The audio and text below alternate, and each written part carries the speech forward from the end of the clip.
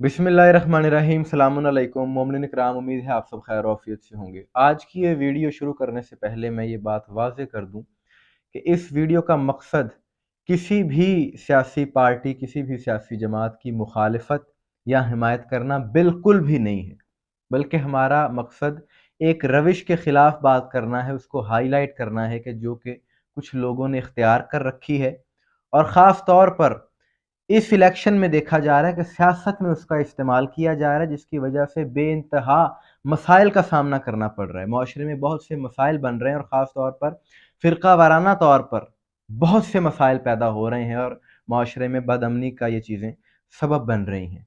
और इस हवाले से ख़ास तौर पर कानूनी कार्रवाई होनी चाहिए इन अनासर के ख़िलाफ़, चाहे उनका ओहदा कोई भी हो, किसी भी शोबे से उनका ताल्लुक़ हो।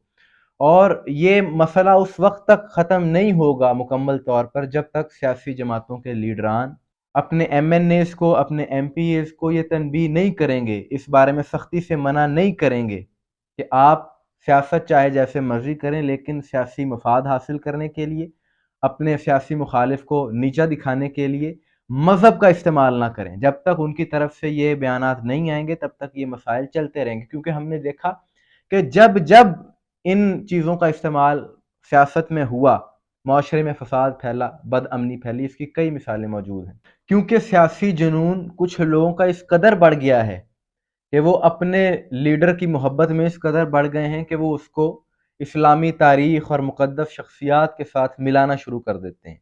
अल्लाह के मुंतखब करदा जो नुमाइंदे हैं, जो बरगज़ीदा हस्तियाँ हैं, उनके साथ मिला देते हैं, जो कि सरासर गुनाह भी है, तौहीन के ज़ुमरे में भी आता है। अब या तो इन लोगों को शऊर नहीं है या ऐसा जानबूझकर करते हैं। अगर तो शऊर नहीं है तो शऊर आना चाहिए, और अगर जानबूझकर करते हैं तो कानूनी रास्ता मौजूद है, इन लोगों के खिलाफ कानूनी कार्रवाई होनी चाहिए ताकि इनका दिमाग ठीक हो सके। सबसे बेहतरीन रास्ता यही है। इसी तरह का एक वाकया सियालकोट के इलाके डस्का में हुआ हाल ही में, कि जहाँ पर एक वकील जिसका नाम समी मलही बताया जा रहा है और कहा जाता है कि ये शायद गालिबन PTI का वर्कर है, तो उसने फेसबुक पर एक पोस्ट की जिसमें सादात की और शोहदाए करबला के हवाले से नामुनासिब अल्फाज थे।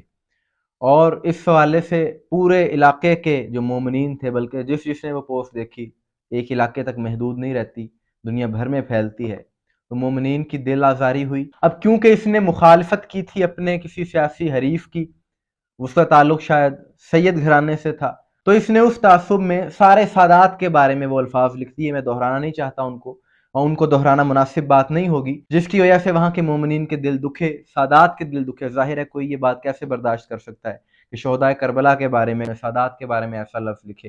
तो वहाँ के मोमिनीन ने वहाँ पर भरपूर एहतजाज भी किया और मुतालबा किया वहाँ की इंतज़ामिया से कि इसके खिलाफ़ कानूनी कार्रवाई की जाए। इसके खिलाफ़ दरख्वास्त भी दी गई पुलिस स्टेशन में एक मोमिन की जानिब से। इसका वज़ाहती बयान भी आया कि मेरा मकसद ये नहीं था जो मैं कहना चाह रहा था, मैंने कुछ और कहना चाहा।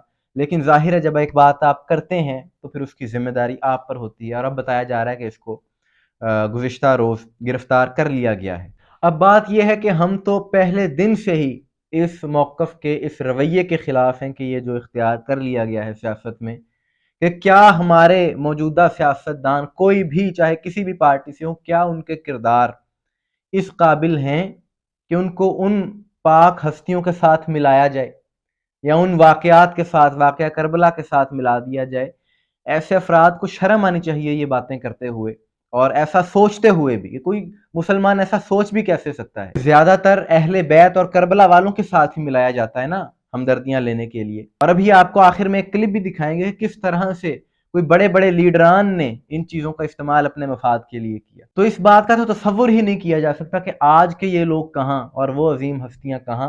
हम तो 1400 साल से इसी बात पर कायम हैं कि अल्लाह के मुंतखब करदा और हैं, और जो लीडर लोग मुंतखब करें वो और हैं। जो लोगों के मुंतखब करदा होते हैं उनमें ऐब भी होते हैं, उनकी फजीलत नहीं होती। और जो अल्लाह के मुंतखब करदा होते हैं, जो मिन जानिब अल्लाह हैं, उनकी फजीलत और है, वो मासूम हैं, उनका किसी के साथ कोई मुआवजना नहीं किया जा सकता। और जैसा कि मैंने शुरू में कहा कि ये सिलसिला उस वक्त ख़त्म होगा سیاسی جماعتوں کے جو لیڈران ہیں ان کو اپنا کردار ادا کرنا ہوگا، ان کو اپنے ورکرز کو روکنا ہوگا، منع کرنا ہوگا کہ ہمارے لیے ایسی مثالیں نہ دی جائیں، نہ ہی ہمارے مخالف کو نیچا دکھانے کے لیے ایسی مثال دی جائے۔ مگر ہمارے یہاں پر کیا المیہ پایا جاتا ہے کہ جب لیڈران کے بارے میں ایسی مثالیں دی جاتی ہیں تو وہ مزید چوڑے ہو جاتے ہیں، روکنے کی بجائے وہ خوش ہوتے ہیں کہ ہمیں سیاسی طور پر فائدہ حاصل ہو رہا ہے، لہٰذا کرنے دو انہیں جو کرتے ہیں۔ اور لوگ بھی ایسے بے شعور ہیں کہ ایسی حرکتیں کرتے رہتے ہیں، اور اس چیز میں تمام جماعتیں شامل ہیں، تمام سیاسی جماعتوں کے لوگ ایسی حرکتیں کر چکے ہیں، اور یہ ساری چیزیں ریکارڈ پر ہیں، اور جن لوگوں نے یہ باتیں کی، ایسی حرکتیں کی، ان کے بارے میں ہم نے ویڈیوز کی، ہمارے پاس وہ سارا ریکارڈ موجود ہے۔ اور اس حوالے سے بلا تفریق مسلک قانونی طور پر کارروائیاں ہونی چاہیے، چاہے ایسی باتیں کرنے والوں کا تعلق کسی بھی مسلک سے ہو، ان کے خلاف قانونی ایکشن ہونا چاہیے۔ اور ایسے لوگ کہ جو یہ حرکتیں کرتے ہیں وہ اس لیے کرتے ہیں کہ ہمارا لیڈر ہم سے خوش ہو جائے گا، وہ ہمیں شاباشی دے گا، اور ظاہراً اگر ایک منٹ کے لیے وہ انہیں مل بھی لے خوش ہو کر، یا کوئی دنیاوی عہدہ دے دے، دنیاوی فائدہ دے بھی دے، کم از کم ان لوگوں کو یہ سوچنا چاہیے کہ ہمیں پروردگار کو بھی جواب دینا ہے، اس کی بارگاہ میں جا کر ہمیں جواب دینا ہے۔ کیا جواب دیں گے؟ کہ صرف دنیا کے لالچ کے لیے، کچھ پیسوں کے لیے، کچھ عہدوں کے لیے، ایک سیلفی کے لیے آپ لوگوں نے اپنے ایمان کو خراب کیا، ان مقدس ہستیوں کی شان میں کمی کی۔